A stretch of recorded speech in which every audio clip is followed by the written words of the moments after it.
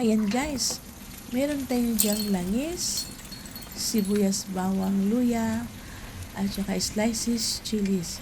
Yan, paghahalo-haluin mo lang yung mga ricado at kung alam mo nang luto na, saka mo ilalagay yung kasunod, okay? Ano ba yan? Parang kang nagagalit eh. Hayan, may isang piraso pala akong atsarang sili na iwan sa fridge, inilagay ko na rin dyan.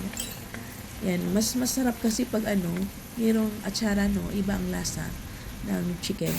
So, pagkatapos niyan, ng paghalo-halo ko ng mga ricado na yan, nilagay ko na yung marinated na chicken.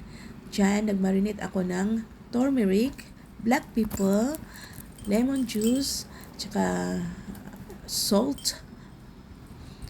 Yan lang. At tsaka pa pala?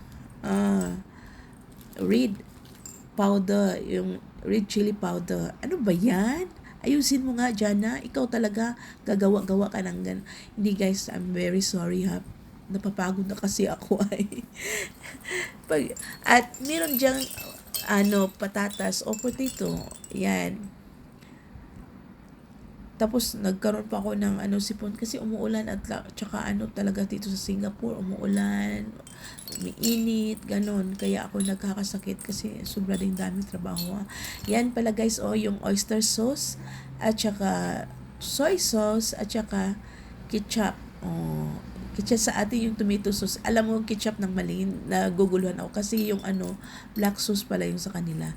So atin iba yung sa Pilipinas, 'di ba? Ayan. Paghahaluin mo lang yan. At pagkatapos takpan mo kasi para maluto siya. At magtubig yan guys kasi yung chicken di ba magtubig yan. Tapos paiigahin mo, patutuyuin mo, pag-iigahin mo. Ano ba yan?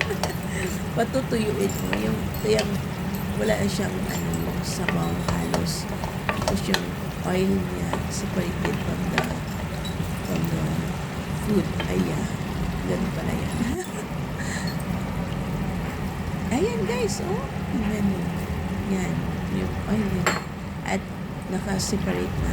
Ayan, meron tayong toppings na slices, chili, at saka onions kasi wala akong coriander leaves. I forgotten to buy. So, it's fine.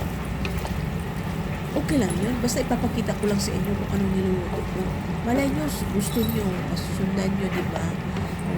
Pero kung may coriander leaves kayo or spring onions, pwede mo lagyan for toppings, ha? Ganun ang kabilis yan. Ay, huwag kang umiyak kasi mag-voice over si Mami. Yeah! Masasa